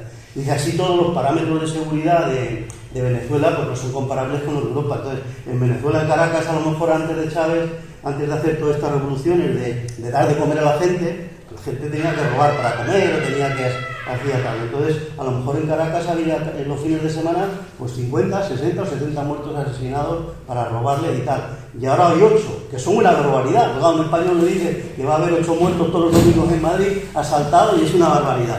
Pero allí ha supuesto una mejora y ha supuesto además que la gente ya no mata para comer, y esos que siguen matando, pues en realidad es pues la clásica delincuencia del que quiere ir sin trabajar. Pero bueno, yo sigo teniendo, efectivamente, yo sé que estamos muy engañados, y eso está clarísimo con el tema de los medios de comunicación con Venezuela, pero también es verdad que hay síntomas de que el sistema se está agotando, ¿no? Se está agotando, está habiendo pobreza, y a pesar de todo lo que has dicho, que son datos absolutamente ciertos, porque no mienten, porque además, o sea, yo corroboro todo este asunto de las misiones, de dar el carnet de identidad a la gente que no tenían carnet de identidad, poner los ambulatorios en las zonas pobres, y todo eso ha supuesto un avance impresionante, y eso nunca lo hubiera hecho la derecha, ¿no? Pero es verdad que ahora hay síntomas de agotamiento de ese sistema. Pues yo lo veo así, pero no lo sé. Sí, todo. Pero mira, hay una cosa. Desde que murió Chávez, desde el golpe de Estado de Chávez en el 2002, hubo dos putadillas ahí entre el 2002 y el 2013, ¿no? Pero de 2013 al 2021 ha sido terrible. Terrible. La cantidad de venga y golpe, intentar golpe, y la salida, y bueno, montones de cosas, pero una detrás de otra, que no te da tiempo. El dólar, que no lo explicaba, es que no he explicado todo. Cómo desde Estados Unidos, tú sabes que el sistema cambiario lo dominan desde Estados Unidos, el proteccionista, el sistema cambiario, porque el dólar se valorizaba tanto en Venezuela y en otros sitios no se valorizaba con la rapidez que se manejaban para extorsionar al pueblo. Eso es así. Sí es cierto que aquello es, yo he pintado todo lo que se ha pintado ahí, pero el 2014 al 2021 eso ha sido terrible. Pues claro que ha habido, en el 2016 hubo un momento que cuando estrangularon el Bolívar a través del dólar, tuvo que empezar a como Tony Henry decía, ¿no? Ahora mismo está negociando ya con Irán, está negociando con Rusia, está negociando con China para poder librarse del dólar, ¿no? Pero que aquello no es puro al 100%, está clarísimo. Yo he pintado por dónde quería Chávez y por dónde quiere Maduro ir, ¿no? A Maduro en un principio se metía igual que con Chávez, lo llamaban mono, zapo, que un actor que tiene un trajo étnico, pues lo llaman así, zapo, mono. Y a Maduro le decían que era blando y ahora lo llaman Maduro es duro. Y entonces, y Maduro ha seguido la línea más o menos de Chávez, no tiene la preparación de Chávez, pero es un tío que tiene, Chávez lo eligió, porque él dijo cuando ya sabía que se iba a morir, elegir a Maduro. Y entonces, porque conocía bien, Lola y yo tengo la suerte de que comimos un día con él porque estábamos en el año 2012, ahí me pidieron que fuera como observador internacional y entonces íbamos a conocer a Chávez aquella noche y estaba enfermo y se fue para Caracas pero como íbamos a estar con Chávez porque el gobernador quería que me conociera y yo lo conociera a él y tal, pues él era ministro de Asuntos Exteriores en aquel momento y comimos juntos, Lola y yo con él, ¿no? Con dos militares al lado y allí en la ubicación del Estado Falcón. Y bueno, nosotros mantuvimos una conversación, el tío es listo. El tío es listo, tiene hay mucha gente que yo he visto que no han estudiado y son más listos que los que hemos estudiado. ¿Me explico? Claro, yo he conocido a gente mucho más lista que yo, así. Y no estudiamos. Y entonces, pero sí es cierto, aquello no es. Pero también es cierto que los que abandonan son los que verdaderamente no admiten el chavismo allí. Lo último que quería decir. Esos. Son mucha gente que no admiten el chavismo, que no admiten esa igualdad, que no admiten. El barrio Salamanca, ¿de quién están llenos? De toda la oligarquía de Venezuela que vive allí. En el barrio Salamanca. Sí, a mí me ha parecido, Pedro, muy interesante el recorrido que has hecho, ¿no? De un poco histórico de Venezuela en el siglo, lo que va del siglo pasado y este, ¿no? Pero en realidad aquí, cuando ha sonado Venezuela en los últimos tiempos, ha sido por el tema de las actas electorales, ¿no? Es decir, el debate que hemos tenido en los medios de comunicación, bueno, que hemos tenido, que hemos visto desarrollarse en los medios de comunicación, es la insistencia de que un Estado tenga que ofrecerle la acta a los demás y tenga que desnudarse delante de los demás porque no creen a la gente que lleva el tema del el sistema electoral, no creen tal. Entonces, evidentemente entendemos la mayoría de los ciudadanos que, bueno, una forma de presionar porque lo que se trata de quitar del medio a Maduro, está claro, ¿no? Pero hay algo más, es decir, hay algo más, tú ves algo más detrás de esa estrategia que hay, no solamente a nivel español, porque eso ha sido a nivel internacional, ¿no? La presión que ha habido sobre Maduro con el tema del acta, porque incluso en el grupo este de los BRICS, ¿no? Se ha creado, también había pedido el ingreso Maduro, ¿no? De Venezuela para que ingresara los BRICS, y sin embargo Brasil le ha puesto el alto y le ha dicho que no. ¿Qué hay, además de lo que nos vemos nosotros tratando de comunicación, que veas tú? Muchas gracias, Marta. Te agradezco la forma que lo hablamos, ¿no? De la forma de hablar también. Mira, nosotros conocemos cómo son el sistema electoral cubano, venezolano. Es un sistema incapaz de hacer trampa. Incapaz. Os lo voy a decir cómo es.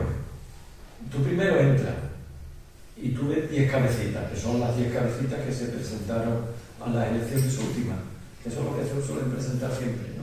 10 partidos políticos. Tú dices, y le pegas la cabecita que tú quieres votar. Le pegas esa cabecita, ¿no? ¿Te parece tal? Debajo de la cabecita viene el nombre del partido. ¡Pum! Y te sale una hojita. Y entonces, en la hojita te sale la cabecita y el nombre del partido. Y tú dices, este es real, no me he equivocado yo, dándole al botón, y ni el sistema se ha equivocado, es el que yo he votado. Ahora me voy con el papelito. Y ahora, una vez que voy con el papelito, lo presento en una mesa. Y ahora, en la mesa, me dice, pon aquí. El no la puede identificar. Toda la gente, hasta los 2 o 3 días no se le quita esto. Entonces pone la huella. Y una vez que pone la huella, aparece su nombre.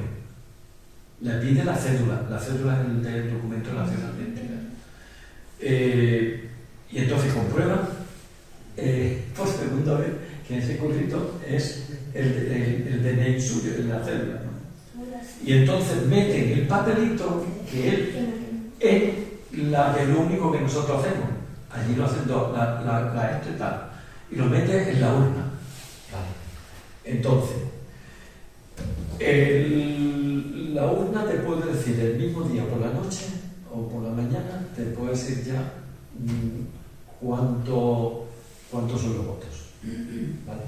La urna, por ejemplo, cuando tienen que venir del Amazonas y del no sé qué, o del quinto pino, o del no sé cuánto, pues tardan su tiempo, ¿no?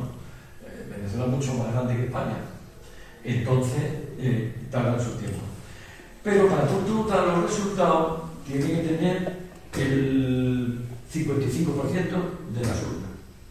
También, para que, más o menos con el 55 ya tú sabes que ahí no hay, más o menos ya se sabe que no va a haber trampas, ¿no? ¿Qué pasó esa noche? Esa noche sale que hay uno en MUX, sabéis que no hay MUX, ¿no?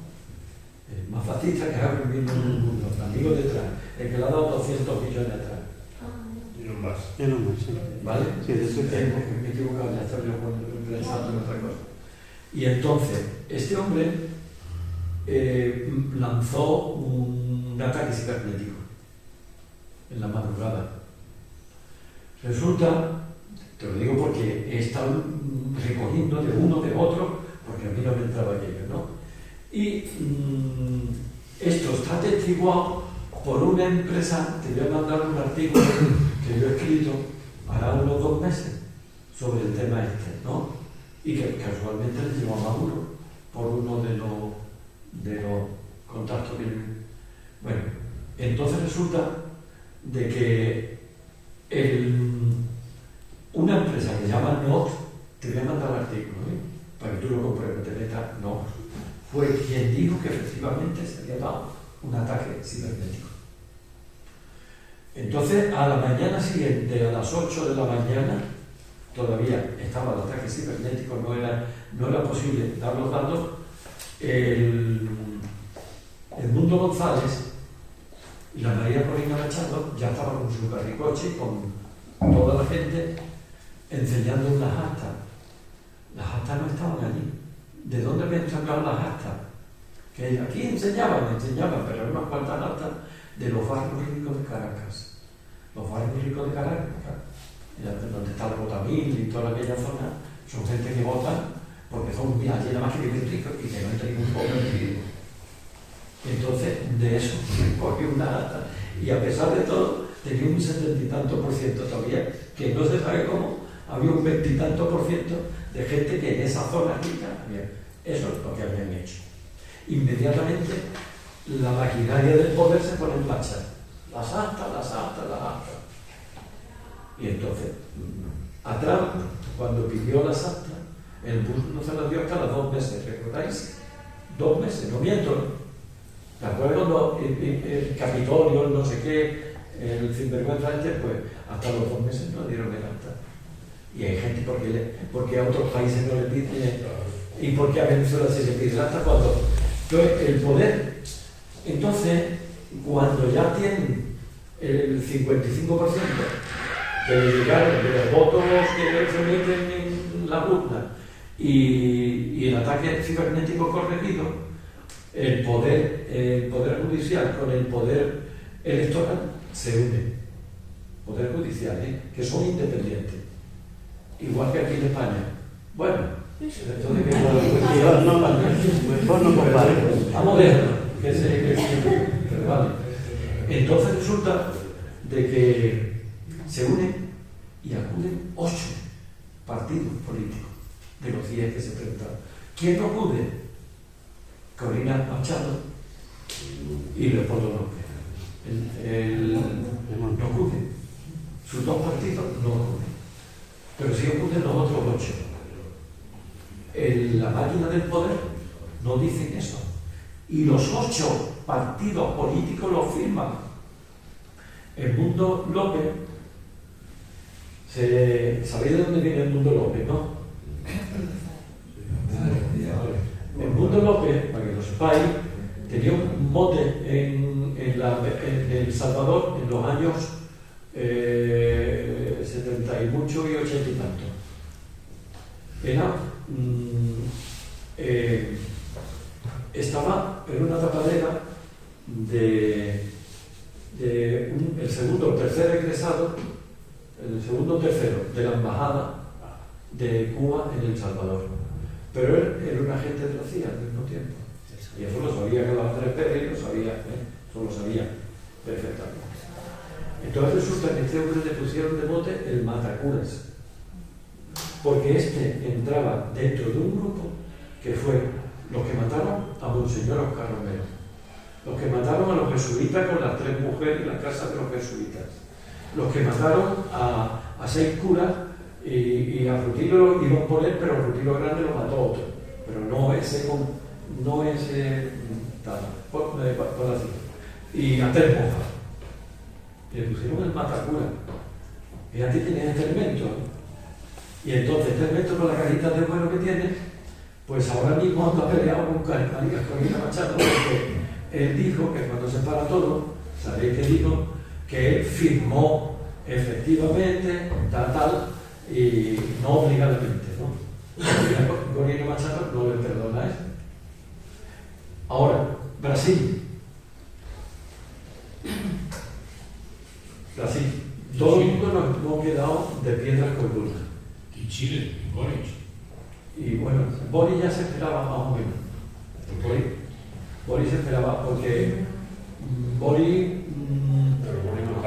se dijo que se iba a hacer la constitución, pero Boric lo esperaba, se esperaba. Pero Lula es muy largo de contar.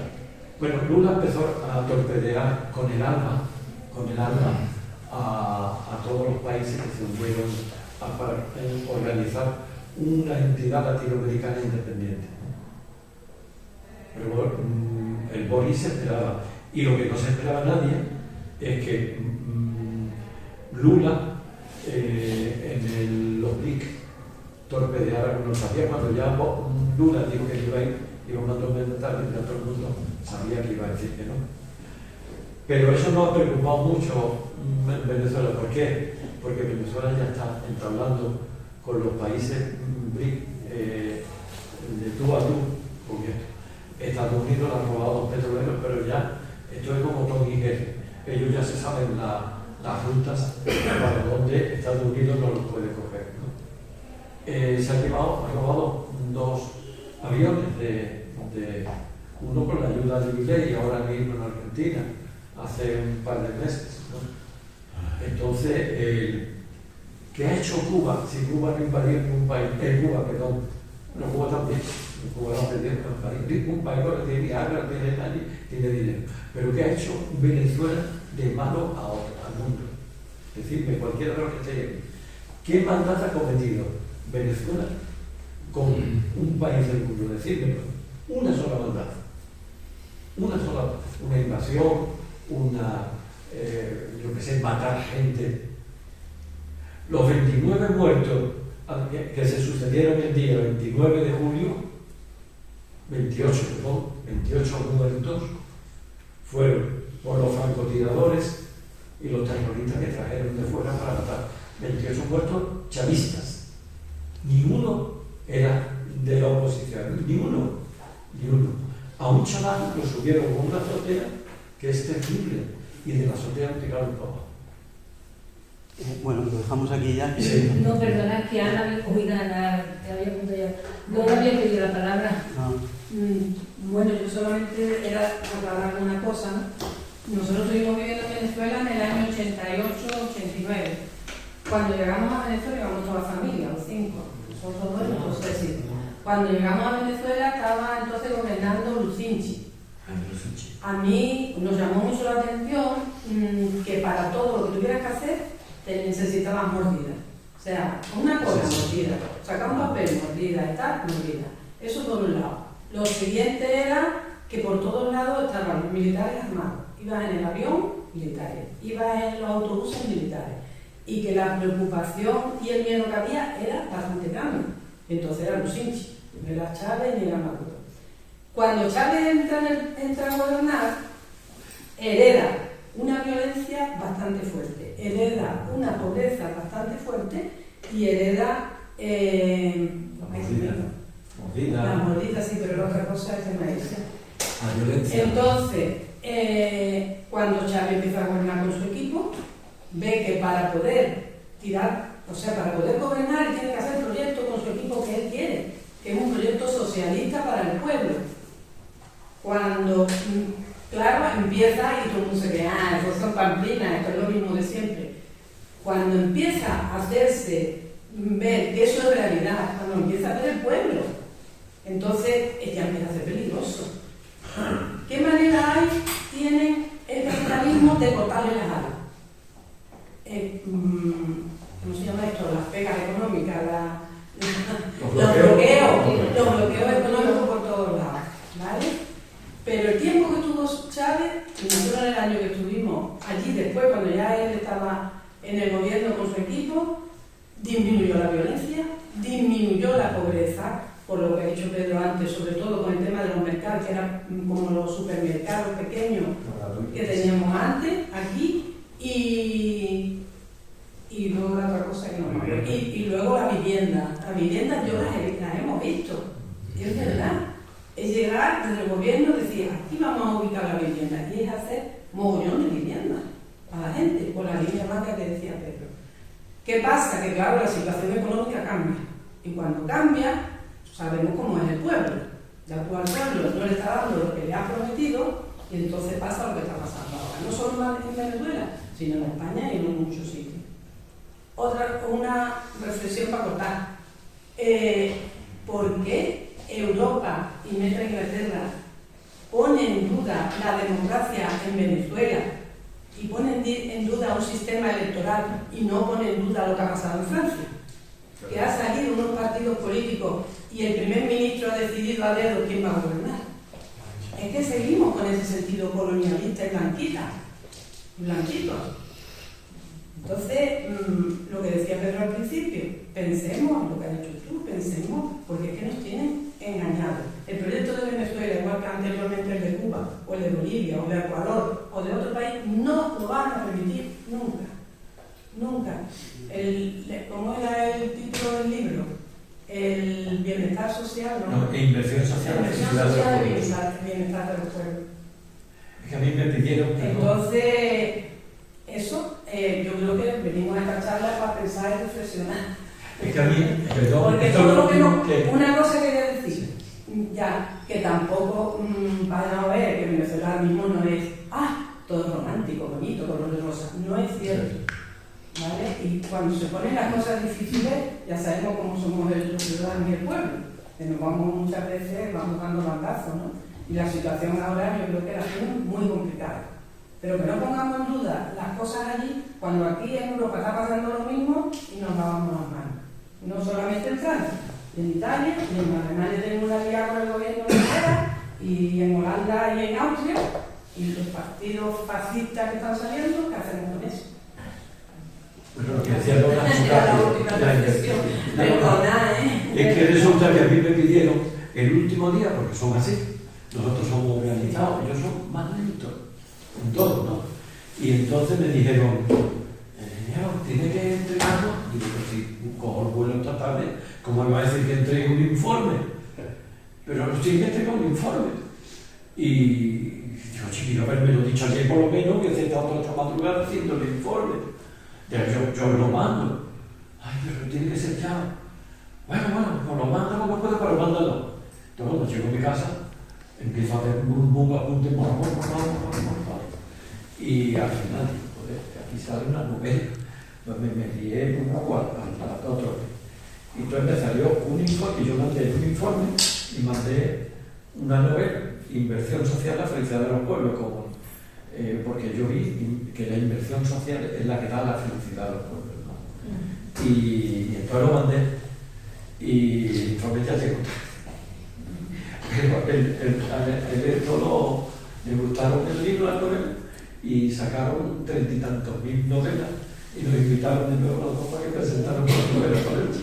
Y entonces, bueno, cuando nosotros vamos para allá, nos invitan y estuvimos presentando las novelas, pues montones de pueblecitos, con gente humilde, aquello fue el viaje más bonito que hemos tenido, porque fue presentar las novelas, pero con pueblos muy humildes, con gente muy sencilla, las Marías que querían bailar, los Marías con Lola, los Marías conmigo, y toda esta serie de cosas. Fue muy bonito conocer los pueblos, los barrios, ¿no? Presentando, y alguna charla también en ciertos sitios de mucha gente también. Esa historia, esa es muy bonita, la iba sin trabajo. Era para presentar nada más. Con esa idea tan esperanzadora nos quedamos: inversión social, la felicidad de los pueblos.